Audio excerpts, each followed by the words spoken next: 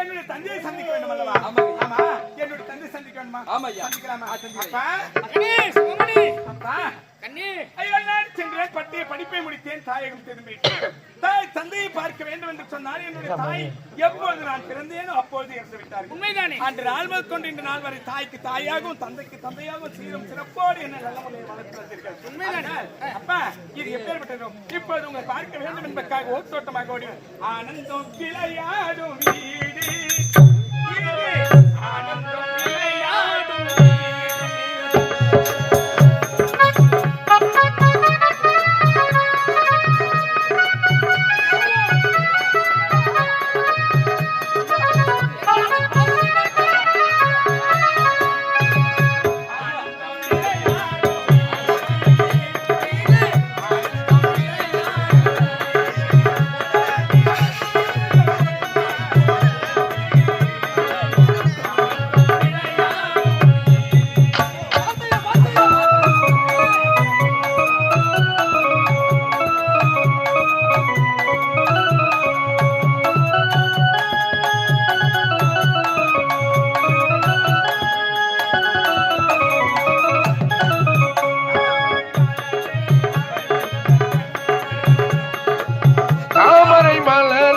தவழ்கின்ற தந்தை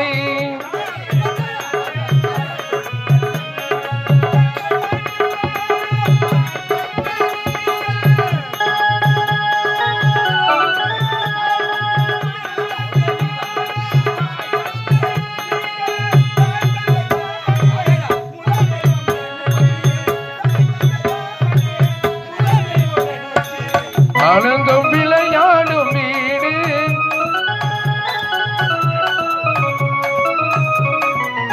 ஆனந்தம் விளையாடும் வீடு.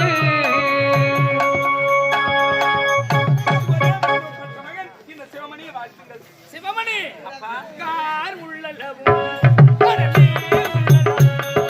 காருள்ளளவும் கடல் நீருள்ளளவும்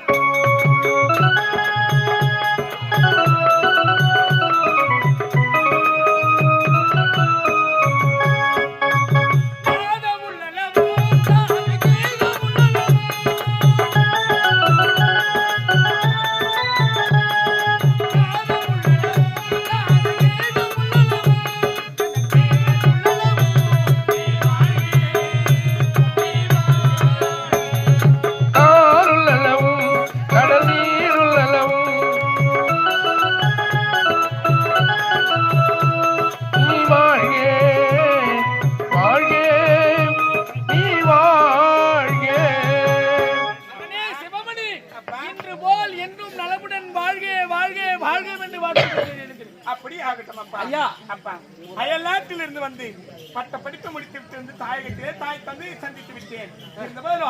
இப்போது இந்த அவ்வளவுதானே சிவமணி? எனது மகன் அயல் நாட்டிலே பட்ட படிப்புகளை பயின்று வந்திருக்கின்றார். நீயோ நமது நாட்டிலே அரசாங்க பள்ளியிலே பயின்று இருக்கின்றார். உனக்கு பெருத்த ஒரு சந்தேகம் ஏற்பட்டது. அந்த சந்தேகத்தை வெளிநாட்டிலே பட்ட படிப்பு பயின்று எனது மகன் தீர்த்து வைக்கிறார் என்று ஒரு சந்தேகம். எதை கேட்டாலும் இடையூறு இல்லாமல் சந்தேகம் இல்லாத தடையதும் இல்லாத தீர்த்து வைப்பார் எனது மகன் கேட்டு பாருங்க. ஐயா வாங்க ஐயா, சொல்லு ஐயா. நீங்க அயல்நாட்டுக்கு போயிருந்தீங்களா? ஆமா. அங்க மரவள்ளி கிழங்கு எவ்வளவு வித்து இருந்தது? மரவள்ளி கிழங்கு அயல்நாட்டுல மரவள்ளி கிழங்கு மரவள்ளி கிழங்கு வாங்க போனா அம்மா அப்பன புண்ணு காட்றாங்கப்பா. அப்பனா உன்ன சொல்ல அப்பன அட பாயில. ஏய் அட அட ஏய் பவுத்துல அடிச்சுடுவேன். வாண அது என்ன அடிக்காதே. ஏன் எப்பா வெடி விடுறான பாத்துக்கோ. அவுட் வெடி தான் எல்லாம். எங்க இதோ போட்டீங்களே. ஆமா ஆமா அவுட் வெடி விட்டுக்கிறானுங்களா? உன்னல்ல நீ விடுவாங்க இனிமே தானே. மகனே, நாட்டில் இருந்து வந்த என்னை அது விரைவாக அரண்மனை காலத்த காரணம் என்ன? சிவமணி, எனக்கோ வயதாகி விட்டது. ஆமா, ஆகையால் பெரியோர்கள் உரைத்திருக்கின்றார்கள், காலம் அறிந்து பயிர் செய். காலம் அறிந்து பயிர் செய். ஆமா, அது போல தகுந்த வாலிப பருவத்தை அடைந்து விட்டாய். ஆகையால் உனக்கு திருமணம் செய்து வைக்க வேண்டும் என்பதுடைய ஆசை. அப்படியா? அது மட்டும் கிடையாது, எனக்கு வயதாகி விட்டதினால் இந்த நாட்டை ஆள வேண்டிய பொறுப்பை நல்லதோ நாள் குறித்து இந்த மணிமுகுடம் சுட்டு இந்த அரியணையை அமர்த்த வைத்து பார்க்க வேண்டும் என்னுடைய ஆசை. உன்னுடைய ஆசை. அப்பா, தாய் சிறந்த கோயிலும் இல்லை, தந்தை சொல் மிக்க மந்திரம் என்பது கிடையாது. உண்மைதானே? எத்தனை மந்திரங்கள் இருந்த போதிலும் தந்தையின் வார்த்தையை கேளாத பிள்ளை எந்த மந்திரமும் பலினமாகாது. உன்னுடைய வார்த்தைக்கு மறுப்பு என்பது கிடையாது. அப்படியா? நீங்கள் என்ன செய்ய வேண்டும் என்று நினைக்கிறீர்களோ அது எல்லாம் உங்கள் விருப்பம் போல் செய்யுங்கள். அதை ஏற்றுக்கொள்ள நான் கடமைப்பட்டேன். அப்படியா? நீ சென்று ஓய்வெடுத்துக்கொள். தகுந்த நேரத்தை தகுந்த இடத்தை பார்த்து விட்டு உனக்கு பிறகு அழைக்கின்றேன். அப்படியாக ஐயா, மகனின்றால் இப்படி அல்லவா இருக்க வேண்டும். ஆமாங்க ஐயா. எப்படி தெரியுமா? எப்படி? நான் என்ன வார்த்தை உரைத்தாலும் மறு வார்த்தை எதிர்வார்த்தை உரைக்காமல், அப்பா நீங்கள் என்ன பெற்றெடுத்து ஆர்வமுடனே வளர்த்து வந்தீர்கள். நீங்கள் என்ன உரைத்தாலும் அதன்படி நானே. ஆகையால் நமது குலகுரு நமது அரண்மனை ஜோதியில் இருக்கிறார் அல்லவா, அவரை அழைத்து வா, மற்றவர்கள் அவருடன் பேசி கொள்வார்.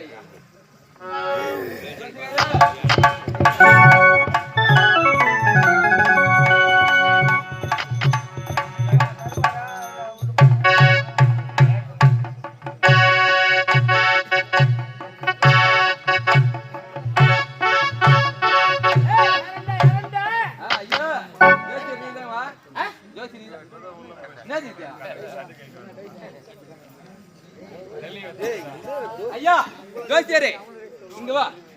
என்னது இது? டேய், எதற்கு கூப்பிட்டேன்னா? ஐயா, இது என்னது கேட்டேன். இதுவா? டேய், தெரியாதா உனக்கு?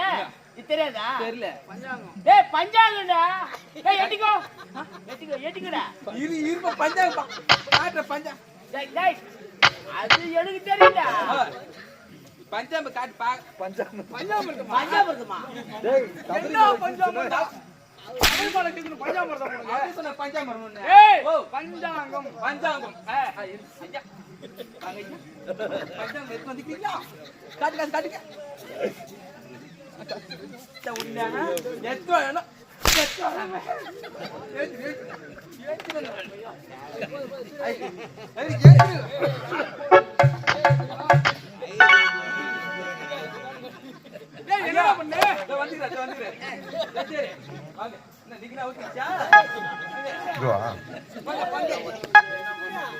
ஐயா,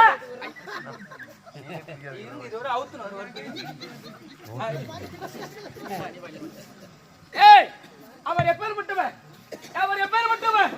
எனக்கு குலகுரு, எனக்கு அரண்மனை ஜோதிடர். அப்பேற்பட்டவரை தகுந்த தக்க மரியாதை எடுத்து அழைத்து வர சொன்னால் அவர்கிட்ட என்ன பேசுகிறீங்க? ஐயா, பஞ்சாமிரம் எடுத்து வந்தாரா? பஞ்சாங்கமா? இல்லப்பா, பஞ்சாங்கடா. டேய், பஞ்சாகுமா? தெளிவா சொல்லு. பஞ்சாகுமா? தெளிவா சொல்லு. பஞ்சாகுமா? நீ சொல்லாத வரைக்கும் அது பஞ்சாதான். ஐயா, நீங்க சொல்லுங்க ஐயா. ஐயா, நீங்க சொல்லுங்க. பஞ்சாகம். பஞ்சாதான் ஆகும். அத பஞ்சாகம். பஞ்சாங்கம்.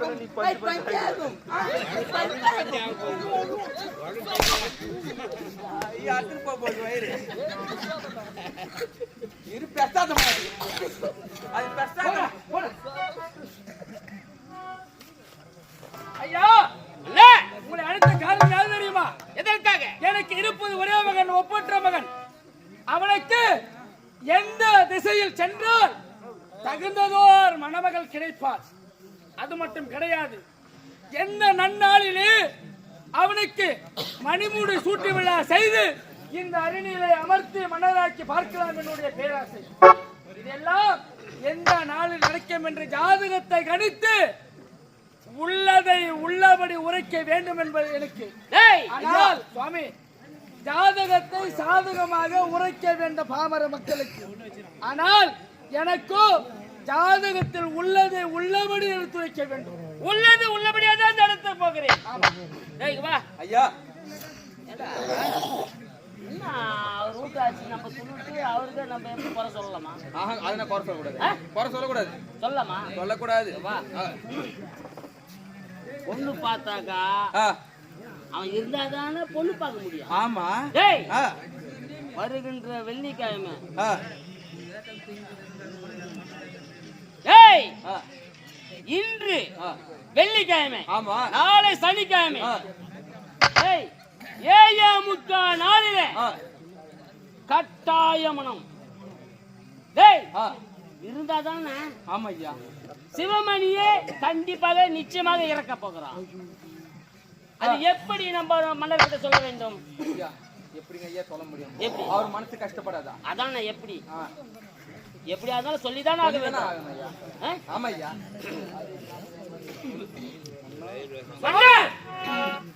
திருமணம் திருமணம் திருமணம் என்றியே சிவமணிக்கு. உண்மைதான் சுவாமி. அவன் ஜாதி இருப்பது ஒரே மகன், ஒப்பற்ற மகன். இந்த நாட்டை எனக்கு அடுத்து பரிபாலம் செய்யக்கூடிய தகுதி உடையவன் அவன் மட்டுமே. ஆகையால் அவனுக்கு திருமணம் செய்து நல்ல ஒரு நாள் பார்த்து அரியணையில் அமர்த்தி மணிமூடு சூட்டி விழா செய்து அரியணையில் அமர்த்தி மன்னராகி பார்க்க வேண்டும் என்பது என்னுடைய ஆசை. உன்னுடைய கருத்து உண்மைதான் ஐயா. அதான் ஐயா இல்லை. இன்று என்ன நன்னாள்? இன்று வெள்ளிக்கிழமை. வெள்ளிக்கிழமை. ஆமா. நாளை சனிக்கிழமை. நாள் இன்று வெள்ளிக்கிழமை. வெள்ளிக்கிழமை. நாளை சனிக்கிழமை. சனிக்கிழமை. 7:45 நாளில் உனது மகன்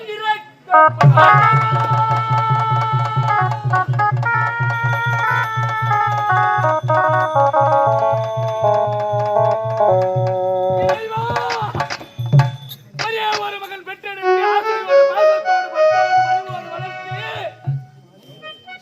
இந்நாட்டிற்கு மணிமூடி சூட்டி அழகு பார்க்க வேண்டும். அவனுக்கு தகுந்த மணமகளை பார்த்து மணமகம் முடித்து என் நாட்டுக்கு அரசனாக வேண்டும் என நினைத்தேனே. என் குலகுரு என் ஜோதிடரை அழைத்து கேட்டால் இன்றோ வெள்ளிக்கிழமை அதிகாலை சனிக்கிழமை 8:45 மணி அளவில் கட்டாய மரணம் என்று உரைக்கிறார்.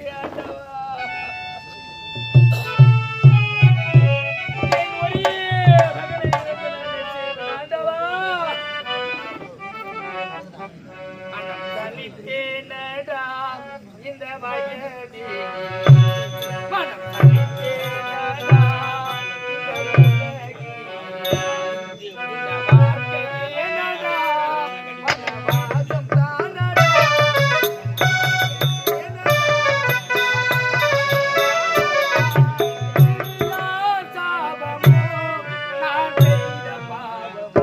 மனம் தலித்தேனடா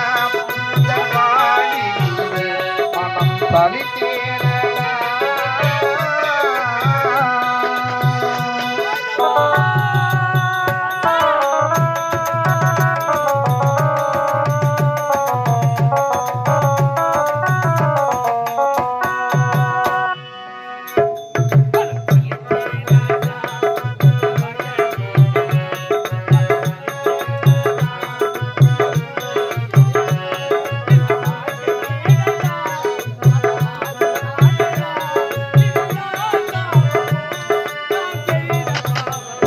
மனம் தலித்தேனடா எந்த பாணினிலே.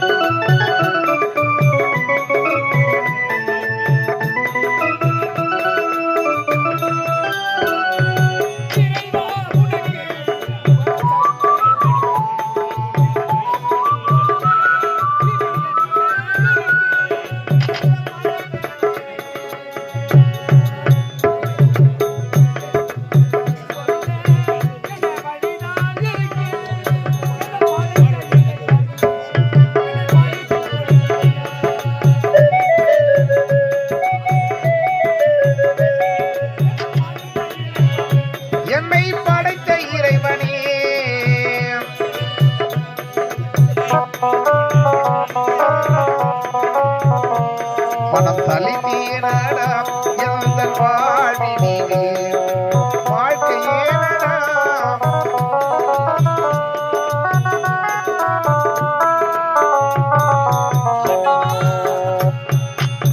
ஒரே ஒரு மகனுக்கு திருமணமாகி பல வருடங்கள் ஆனாலும் குழந்தை செல்வம் அல்ல செல்வமே இல்லை என்று அந்த ஈசனை கூறி அவனிடத்திலே பெரிய வரமாய் சிவனின் அருளால் பிறந்ததினால் சிவமணி என பெயர் வைத்து அப்படி கொடுத்த ஆண்டவன் என் மனைவியை பறித்துக் கொண்டானே. அந்நாள் முதல் இந்நாள் வரை என் குழந்தைக்காக என் மகனுக்காக மற்றொரு மறுமணம் செய்யாது மகனுக்காகவே தாய்க்கு தாயாகவும் தந்தைக்கு தந்தையாகவும் சாரா சீரூட்டி பாரூட்டி அன்புடனே மார்பீதும் தோல் மீது போட்டு வளர்த்தேனே. அப்பேற்பட்ட மகனுக்கு திருமண வாழ்க்கை அமைத்து தர வேண்டும் என்று நினைக்கும் நேரத்திலே ஜோதிடரை அழைத்து எந்த திசையில் சென்றால் நல்லதோர் மணமகள் கிடைப்பாள் என்று பார்க்கின்ற தருணத்திலே ஜாதகத்தை பார்த்து, மன்னா இன்றோ வெள்ளிக்கிழமை நாளையோ சனிக்கிழமை அதிகாலை 8:45 மணி அளவில் கட்டாயம்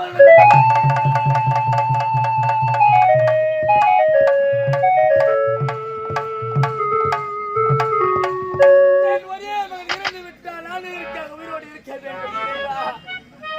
சுவாமி, இன்றோ வெள்ளிக்கிழமை நாளை சனிக்கிழமை அதிகாலை 8:45 மணி அளவில் கட்டாயம் மனம் என்று உரைத்து விட்டீரே. அதற்கு ஏதாயிலும் பரிகாரம் உபாயம் ஏதாவது வழி மார்க்கம் இருக்கின்றது.